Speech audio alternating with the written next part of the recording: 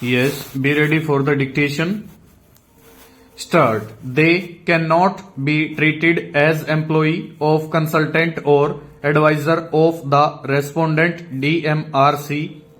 In this connection of the petitioner is accepted, then no person who had earlier worked in any capacity with the central government or other autonomous or public sector undertakings would be eligible to act as an arbitrator even he is not even remotely connected with the party in question like DMRC. In this case, the amended provision puts an embargo on a person to act as an arbitrator who is the employee of the party to the dispute.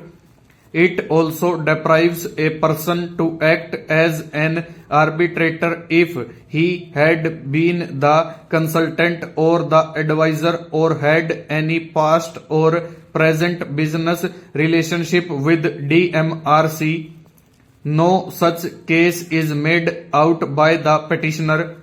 It cannot be said that simply because the person is a retired officer who retired from the government or other statutory corporation or public sector undertaking and had no connection with DMRC, the party in dispute, he would be treated as ineligible to act as an arbitrator.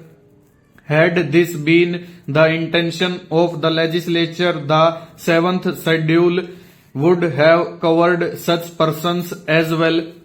Bias or even real likelihood of bias cannot be attributed to such highly qualified and experienced persons simply on the ground that they served the central government of PSUs even when they had no connection with DMRC.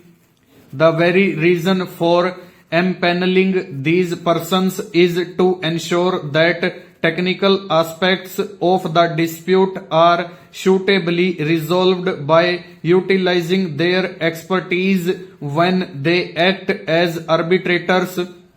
It may also be mentioned herein that the Law Commission had proposed the incorporation of the schedule which was drawn from the red and orange list of IBA guidelines on conflict of interest and international arbitration, with the observation that the same would be treated as the guide to determine whether circumstances exist which give rise to such justifiable doubts. Such persons do not get covered by red or orange list of IBA guidelines either.